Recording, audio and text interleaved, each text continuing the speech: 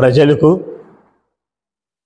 సమాజ చైతన్య సమితి విద్యానగర్ నుంచి ఒక ముఖ్యమైన మెసేజ్ ఇవ్వాలని ఈరోజు ఈ ప్రెస్ మీట్ పెట్టాల్సిన అవసరం వచ్చింది. సమాజ చైతన్య సమితిలో నేను గౌరవ అధ్యక్షులుగా, నా పేరు డాక్టర్ రామకృష్ణారావు, ఒక డాక్టర్ని. దీనిలో రకరకాల సభ్యులు ఉన్నారు. చాలామంది, అందరూ కూడా చాలా వరకు ఎడ్యుకేటెడ్ పర్సన్స్ ఉంటారు. కొంతమంది ఉద్యోగస్తులు కూడా పనిచేస్తున్నారు. దీనిలో ప్రతి ఒక్కరు కూడా వాలంటీర్గా వచ్చి వాళ్ళ డబ్బు ఖర్చు పెట్టుకొని వాళ్ళ సమయాన్ని దీనికోసం కేటాయిస్తూ, ముఖ్య ఉద్దేశము సమాజాన్ని చైతన్యం చేయాల. చైతన్యం లేకనే ప్రజలు, ముఖ్యంగా దళిత, బడుగు బలహీన వర్గాలు, ముస్లిం మైనారిటీ వర్గాలు ఇబ్బంది పడుతున్నారు చైతన్యం లేక. ఈ యొక్క లోయర్ గ్రేడ్ పీపుల్ని చైతన్యం చేయాలనే ఉద్దేశంతో ఈ సమాజ చైతన్య సమితి ఏర్పాటు జరగడం జరిగింది. ముఖ్య ఉద్దేశము చైతన్యం చేయడం, ప్రజలను చైతన్యం చేయడం, సమాజాన్ని చైతన్యం చేయడం. ఇంతకాలం ప్రజల ముందుకు మేము రాలేదు, ఏదో చిన్న చిన్న ప్రోగ్రాంలు పెట్టుకున్నాం. కానీ ఈరోజు దేశము కొన్ని అనిశ్చిత సంఘటనలతో ప్రజలు ఇబ్బంది పడే రోజులు దగ్గర పడినట్టు కనిపిస్తున్నాయి. రాజ్యాంగాన్ని రక్షించుకోవాల్సిన బాధ్యత ప్రతి చదువుకున్న మేధావి వర్గం మీద ఉంది. ఎందుకంటే పెద్దలు చెప్పినట్టు, ఎప్పుడైతే మేధావి వర్గము మౌనం వహిస్తుంటే మూర్ఖులు, రౌడీలు, గుండాలు రాజ్యమేలే స్థితి వస్తుంది ఈ దేశంలో. ఆ ఒక్క ధ్యేయంతో మేధావులు అనేవాడు మౌనంగా ఉండకూడదని ఈరోజు సమాజ చైతన్య సమితి తరఫున డాక్టర్ రామకృష్ణారావు అనే నేను వాయిస్ను ప్రజలకు వినిపిస్తూ ఈ యొక్క వేదనని, మా ఆలోచనలని ప్రజల ముందుకు తీసుకురావాలని, కొన్ని మాటలు మీకు చెప్పాలని ప్రయత్నం చేస్తున్నాను. నేను ఒక డాక్టర్గా 36 సంవత్సరాలు గవర్నమెంట్లో పనిచేశాను. చివరిగా ఒక కమిషనర్, ఏపీ వైద్య విధాన పరిషత్ అని ఒక డిపార్ట్మెంట్కి హెడ్ ఆఫ్ ద డిపార్ట్మెంట్గా పనిచేస్తూ రిటైర్ అయిన వాడిని. ఈ మెడికల్ హెల్త్ డిపార్ట్మెంట్లో ఏమి జరుగుతుంది, లోటుబాట్లు ఏంటి, దీన్ని ఏ విధంగా చేస్తే ప్రజలకు ఇంకా మెరుగైన సేవలు అందించవచ్చు అనేది నాకు తెలిసి దళిత వర్గాల నుంచి వచ్చిన ఏ డాక్టర్ కూడా తెలియదు. ఎందుకంటే చిన్న పిహెచ్సి నుంచి కమిషనర్గా ఎదిగాను, ఒక దళిత ఆఫీసర్గా. కాకపోతే ఈ మధ్య జరుగుతున్న కొన్ని సంఘటనలు చాలా బాధాకరంగా ఉంటుంది. ఎందుకంటే ఈ మెడికల్ కాలేజెస్ 17 ప్రైవేట్ మెడికల్ కాలేజీలు అన్నారు. ఇప్పుడు ఈ మెడికల్ కాలేజ్ గవర్నమెంట్లో రావాలని నేను కమిషనర్గా ఉన్నప్పుడే దీనికి బీజం నాటినాం. నేను కమిషనర్గా ఉన్న టైంలోనే ఒకవైపు కరోనా ఫస్ట్ వేవ్ వెళ్ళింది, సెకండ్ వేవ్ రాలేదు. ఈ గ్యాప్లో 17 మెడికల్ కాలేజెస్ చూసింది నేను, మినిస్టర్ గారు, director of medical education doctor Venkateswara అయినా ఉండేవాడు, హైదరాబాద్ నుంచి వచ్చేవాడు, పాపం చాలా సిన్సియర్ ఆఫీసర్. అలాగే ఏపీఎంఎస్ఐడిసి అంటే బిల్డింగ్స్ కట్టేవాళ్ళు, ఆయన ఒక ఎండి ఉండేవాళ్ళు, ఐఏఎస్ ఆఫీసర్, చాలా మంచి ఆఫీసర్. మేమందరం కూర్చొని ప్రతిరోజు కూర్చొని డిస్కస్ చేసి ఎలా చేయాలి, ఎలా ఉండాలి, ఈ కాలేజీ ఎలా తీసుకురావాలి అని చర్చించి సీఎం గారితో మాట్లాడుకుంటూ దీని ఒక స్థితికి తీసుకొచ్చాం. ఆ రోజు ఎంతో కష్టకాలంలో ఉన్నా కూడా సరే గవర్నమెంట్లు ముందుండి విద్యకు, వైద్యానికి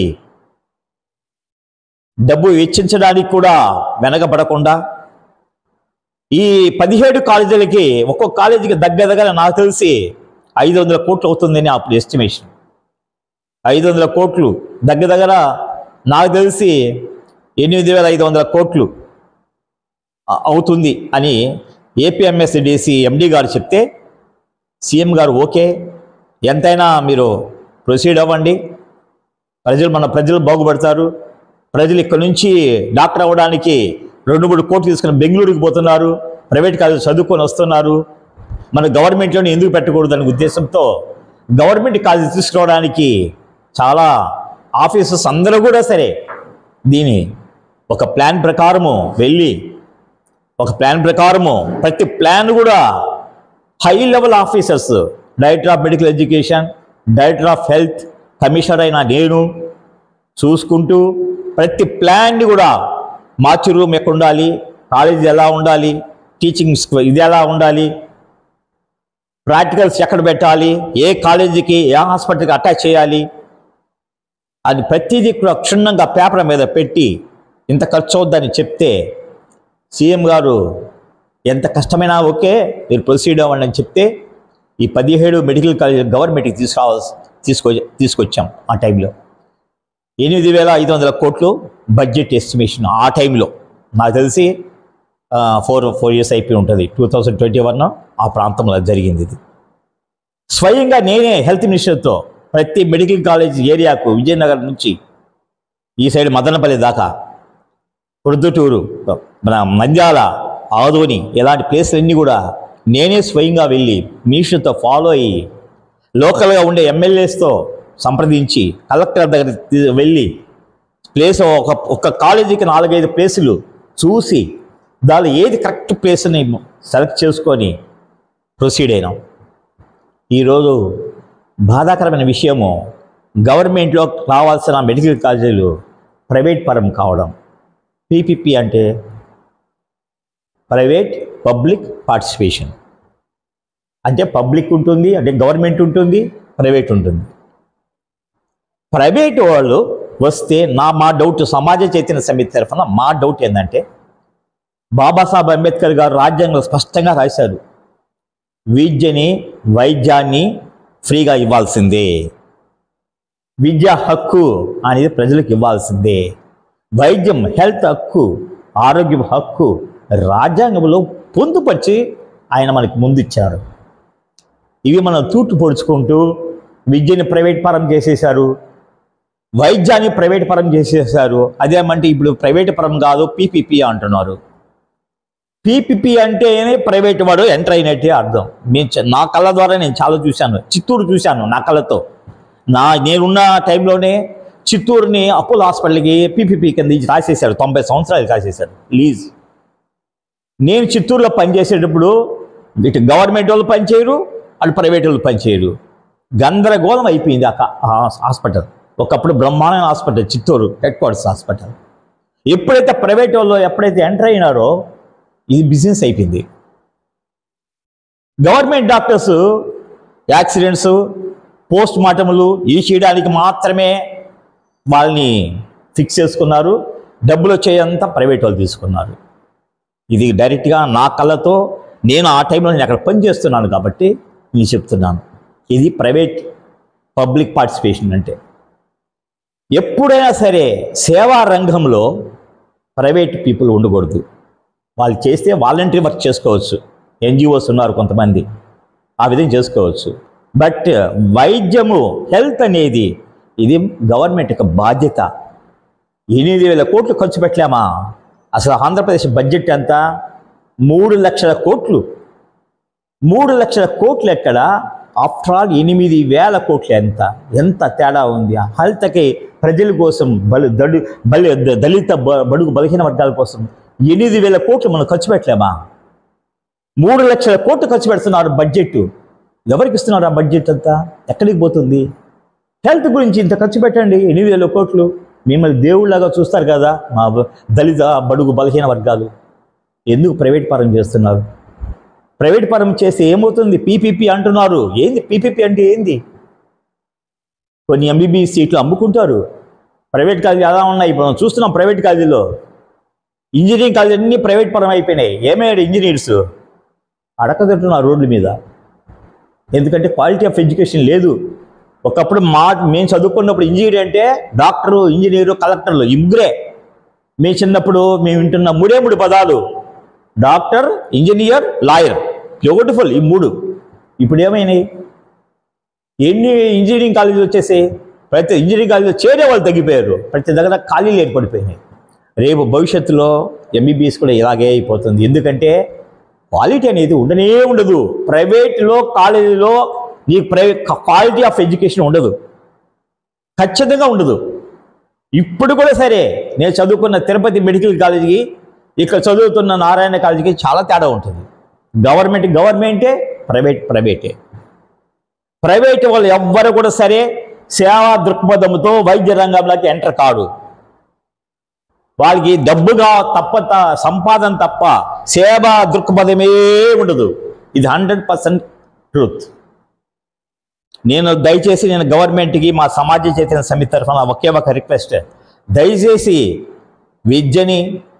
వైద్యాన్ని వ్యాపారపరం చేయొద్దు ప్లీజ్. ఎందుకంటే మీ మనసులో ఏముందో నాకైతే తెలియదు. అలాగే మీరు ఆరోగ్యశ్రీ పెట్టారు, చాలా బాగా మెచ్చుకున్నారు మీరందరూ. కానీ మేము గవర్నమెంట్లోని మేము చూసాం, ఈ ఆరోగ్యశ్రీ వల్ల గవర్నమెంట్ హాస్పిటల్ భ్రష్టు పట్టిపోయినాయి. ప్రతి ఒక్కరూ ప్రైవేట్కి వెళ్ళిపోతారు, ప్రైవేట్ వాళ్ళు దోసుకు తిన్నారు. ఆ డబ్బంతా ఎవరిది? మెడికల్ డిపార్ట్మెంట్ది. ఇప్పుడు 108 ఇస్తున్నారు డబ్బులు, అదంతా పీపీపీ. 104 PPP, Aarogyasri PPP. యారిది డబ్బులంతా? గవర్నమెంట్కి ఇవ్వాల్సిన డబ్బులు, గవర్నమెంట్ డాక్టర్స్కి ఇవ్వాల్సిన డబ్బులు, గవర్నమెంట్కి హాస్పిటల్స్కి ఇవ్వాల్సిన డబ్బులు అంతా వాళ్ళు ప్రైవేట్ వాళ్ళకి ఇస్తున్నారు. ఎందుకు ఇవ్వాలా? ఆ 108 గవర్నమెంట్ అని పెట్టచ్చు కదా. తల్లి బిడ్డ ఎక్స్ప్రెస్ పెట్టారు, కాన్పైన వెంటనే తల్లిని బిడ్డని తీసుకొచ్చి గ్రామాల్లో వదులుతున్నారు, వారి డబ్బులు ఇస్తున్నారు. ఎందుకు వారి డబ్బులు ఎందుకు ఇవ్వాలా? ఆ అంబులెన్స్లు సూపరింటెండెంట్ కంట్రోల్లో పెట్టండి, డాక్టర్ కంట్రోల్లో పెట్టండి, ఒక నర్సింగ్ దానికి ఇన్ఛార్జ్ చేయండి. ఆమె తీసి పంపిస్తుంది గ్రామాలకి. ప్రైవేట్ వాడు తీసుకోవడం ఎందుకు? ప్రైవేట్ వాడు ఊరికి తీసుకుపోతున్నాడా? వాడు అక్కడ పోయి డబ్బులు అడుగుతాడు. డబ్బులు ఇవ్వకపోతే రోడ్డు గందరగోళం చేసేసి బ్రేక్లు వేసి అది చేసి గందరగోళం చేస్తారు. చాలా జరిగి ఉన్నాయి ఈ ఇన్సిడెంట్స్ అన్నీ. 108 ఏమైంది ఇప్పుడు? ఒకప్పుడు కీ అనేది వాడు డబ్బులు ఇస్తున్నాడా? ఇప్పుడు పిలిస్తే వస్తారా? రారు. ఎందుకంటే డబ్బులు. ప్రైవేట్ అంతా డబ్బులే. వాళ్ళకి ఆదాయం లేకుండా ఏ ప్రైవేట్ వాడు కూడా సేవలు చేయడు. మా యొక్క సమాజ చైతన్య సమితి ఒకటి కోరుకుంటుంది, వైద్యాన్ని దయచేసి వ్యాపారమయం చేయవద్దు. ప్రజలకు పూర్తిగా ఈ ఉచితంగా సేవలు చేసేదానికి ఈ 2 డిపార్ట్మెంట్లు ఉన్నాయి. ఈ 2 డిపార్ట్మెంట్ను దళితులకు, బడుగు బలహీన వర్గాలకు దయచేసి డబ్బున్న వాడే బతకాలా, డబ్బు లేని సావాలనే ఈ యొక్క ధ్యేయం మంచిది కాదు. డబ్బు ఉన్నవాడికైనా సరే, డబ్బు లేనివాడికైనా సరే ఒకటే చదువు ఉండాలా, ఒకటే వైద్యం అందాలా.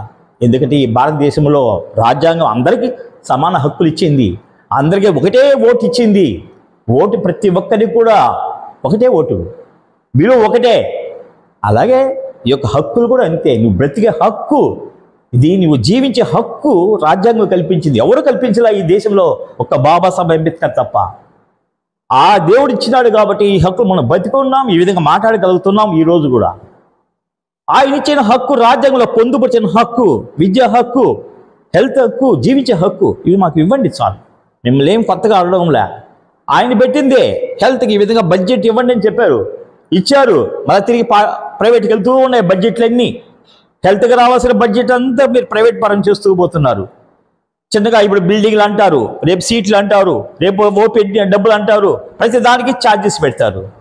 ఎక్కడ పోవాలమ్మా దళితులు? వాడికి బాగాలేనప్పుడు మీలాగా ప్రైవేట్ హాస్పిటల్కి పోలేరు కదా, కార్పొరేట్ హాస్పిటల్కి పోలేరు కదా. రేపు ప్రైవేట్ కాలేజీలు వస్తాయి, మెడికల్ కాలేజీలు, ఎడ్యుకేషన్ ఏముండదు. ఆడ కోర్సు నేర్చుకోవడానికి డెడ్ బాడీస్ కూడా దొరకవు. అనాటమీ చేయడానికి డెడ్ బాడీస్ కావాలా? ప్రైవేట్ వాళ్ళ దగ్గర అసలు డెడ్ బాడీస్ ఉండవు, వాడు కంప్యూటర్లో చూపిస్తాడు అంతే. ఇప్పుడున్న ప్రైవేట్ మెడికల్ కాలేజీని అట్టే ఉన్నాయి. డెడ్ బాడీస్ ఎక్కడ ఇవ్వరు, అంతా స్క్రీన్ మీద చూపిస్తారు, దానిలో స్లైసెస్ పెడతారు, ఆ కంప్యూటర్లో అంతా పార్ట్స్ అన్ని చూపిస్తారు. ఇదిగో హార్ట్, ఇదిగో లివరు, ఇదిగో ఇటు పోతుంది, అటు పోతుంది, వీని ఇట్లా చెప్తారు. దాన్ని చూసి ఏం నేర్చుకుంటారు ఎంబీబీఎస్ వాళ్ళు? ఇప్పుడున్న డాక్టర్సే క్వాలిటీ తగ్గిపోయింది మెడికల్ కాలేజ్. ఎందుకంటే ప్రైవేట్ మెడికల్ కాలేజ్ వచ్చేసాయి చాలా దగ్గర. దాన్ని చదువుకున్న వాళ్ళు చాలా మందికి నాలెడ్జ్ తగ్గిపోయింది. ఒకప్పుడు మేము గవర్నమెంట్లో చదువుకున్న వాళ్ళకి మా నాలెడ్జ్కి ఇప్పుడున్న ప్రైవేట్ పీపుల్ ఉన్న నాలెడ్జ్కి చాలా తేడా ఉంటుంది. సో దయచేసి నేను ఏ గవర్నమెంట్ తప్పుపడడం లేదు. మాకు కావాల్సింది బడుగు బలహీన వర్గాల యొక్క ఆరోగ్యం గురించి మాత్రమే మా యొక్క సమాజ చైతన్య సమితి ఆలోచిస్తోంది. ఈ యొక్క పీపీపీ అనే విధానాన్ని మేము తీవ్రంగా ఖండిస్తున్నాం. నిర్ద్వందంగా దీన్ని మేము ఖండిస్తున్నాం. ఈ యొక్క మీరు తీసుకున్న ప్రపోజల్ మీరు జీవో కూడా ఇచ్చేశారు. దాన్ని బట్టి దయచేసి ఆ జీవోని వెనక్కి తీసుకోవాలని, ప్రజలకు విద్యను వైద్యను దూరం చేయొద్దని, ఇది వ్యాపారమయంలో చేయొద్దని చెప్పి ప్రజలకు అంబేద్కర్ గారు ఇచ్చిన ఆ యొక్క హక్కులని తాళరాయవద్దని సీఎంలకు, ఏ సీఎం అయినా సరే, ఎందుకంటే ప్రతి సీఎం ప్రతి రాజకీయ పార్టీ ఎలాగే ఉంది, బడుగు బలహీన వర్గాల గురించి ఆలోచించే సీఎంలు కానీ మినిస్టర్లు కానీ ఎమ్మెల్యేలు కానీ ఎక్కడ దొరకడం లేదు. ప్రజలు కూడా దీన్ని ఆలోచిస్తున్నారు, కానీ ఏమి చేయలేక మౌనం వహిస్తున్నారు. ప్రజలకు ఇంతకంటే నేను చెప్పదలుచుకుంది ఇంకోటి లేదు. ఎందుకంటే ఇది మన యొక్క ప్రభుత్వ అధికారులు కానీ రాజకీయ నాయకులు కానీ ఇంకొకసారి మీరు ఆలోచించుకొని రాజ్యాంగం ఇచ్చిన హక్కుల్ని మీరు కాలరాయొద్దని కోరుకుంటున్నాను. సమాజ చైతన్య సమితి తరఫున మిమ్మల్ని అందరినీ కూడా ఈ యొక్క జీవోని, ఈ ప్రైవేట్ పీపీపీ అనే ఒక విధానాన్ని వెనక్కి తీసుకోవాలని, టోటల్గా వైద్యాన్ని గవర్నమెంట్ తీసుకోవాలి. మీకు నష్టమైనా సరే ఏమి నష్టం రాదు. దీనిలో ఉన్న అవకతవకలని మీరు సరిచేసుకుంటే వైద్య రంగం వల్ల మీకు మంచి పేరు వస్తుంది. ఒక 100 మందిని 10 మందిని మీరు రక్షించగలిగితే ఆ 10 మంది మీ యొక్క ఫోటోలు మీ వాళ్ళ ఇళ్లలో పెట్టుకొని పూజిస్తారు. డాక్టర్లుగా ఎంతోమందిని ప్రజలు పూజించిన రోజులు ఉన్నాయి. ఒకప్పుడు వైద్యుడు నారాయణ హరి దేవుడు, డాక్టరే దేవుడనే ఒకప్పుడు. ఇప్పుడు ఇదే లేదు. ఎందుకంటే వ్యాపార దృక్పథం వచ్చేసింది, మీకు వచ్చేసింది. మీతో పాటు డాక్టర్లు కూడా వ్యాపారమయమైపోయారు. ఇది రాను ఇంకా ఘోరం అయిపోతుంది. దయచేసి రాజకీయ నాయకులకి, అధినాయకులకు మీరు ఏమైతే శాసనాలు చేసి ఈ యొక్క పీపీపీ దాన్ని తీసుకొస్తున్నారో దయచేసి ఇంకొకసారి మానవతావాదముతో దీన్ని ఇంకొకసారి సమీక్షించుకొని మీ ఐఏఎస్ ఆఫీసర్స్తో కూర్చొని, మీ సెక్రటరీస్ తోటి, ప్రిన్సిపల్ సెక్రటరీస్ తోటి, చీఫ్ సెక్రటరీ గారితో, ఇదేం పెద్ద ఇష్యూ కాదు. నాకు బాగా తెలిసి ఇది కమిషనర్గా పనిచేశాను కాబట్టి ఇది పెద్ద ఇష్యూ కాదు. 8,000 కోట్లు అనేది లెక్కే కాదు. గవర్నమెంట్కు ఈజీగా దీన్ని చేయొచ్చు. మీరు ఈ డిపార్ట్మెంట్లో అనవసరంగా ఖర్చు చాలా పెడుతున్నారు. ప్రతిదీ నాకు తెలుసు, ఎక్కడెక్కడ అనవసరంగా ఖర్చు పెడుతున్నారు, దేని మనం ఆపచ్చు అని నాకు బాగా తెలుసు. మీకు కూడా తెలిసే ఉంటుంది. దయచేసి ఆ అనవసర ఖర్చులన్నీ ఆపేసుకొని ప్రజలకు ఉచిత వైద్యం అందించే స్థితిగా ఆ దారిలో మీరు ఈ యొక్క డిపార్ట్మెంట్ తీసుకురావాలని, ముఖ్యంగా హెల్త్ డిపార్ట్మెంట్లో పనిచేస్తున్న ఐఏఎస్ ఆఫీసర్లకు, హెల్త్ మినిస్టర్ గారికి నేను మా సమాజ చైతన్య సమితి తరఫున నా పర్సనల్ రిక్వెస్ట్ చేస్తున్నాను. దయచేసి మీరు పునరాలోచన చేసుకొని ఈ పీపీపీ విధానం మంచిది కాదు. మీరు వ్యాపారం ఈరోజు అనుకుంటారు, రేపు ఇంకొక డిపార్ట్మెంట్ వస్తుంది, ఈ పీపీ రద్దు చేసి ఇంకోటి చేస్తారంటారు. అంత గందరగోళం అయిపోయే స్థితి వస్తుంది. దయచేసి వద్దు. గవర్నమెంట్ ఇవ్వాల్సిన ఇదేంటో హక్కులు, సేవలు ఏదైతే ఉన్నాయో ఆ సేవల్లో ప్రైవేట్ వాళ్ళని ఎంటర్ కానియద్దు. గవర్నమెంట్లోనే మీరే పెట్టుకోండి. అధికారం అంతా హెల్త్ మినిస్టర్ చేతిలోనే ఉండాలి. అధికారం అంతా ప్రిన్సిపల్ సెక్రటరీ హెల్త్ డిపార్ట్మెంట్లోనే ఉండాలి. వాళ్ళ కంట్రోల్లోనే ఈ డిపార్ట్మెంట్ నడవాలని నేను కోరుకుంటూ, ముందు మీ యొక్క ఈ చర్యని మీరు ఉపసంహరించుకుంటారని ఆశిస్తూ ప్రజల తరఫున మిమ్మల్ని అభ్యర్థిస్తున్నాను. నేను డాక్టర్ రామకృష్ణారావు, గౌరవ అధ్యక్షుల్ని, సమాజ చైతన్య సమితి. మీ అందరికి కూడా వినమ్రంగా, వినయంగా మిమ్మల్ని ప్రార్థిస్తున్నాను. మీ నిర్ణయాన్ని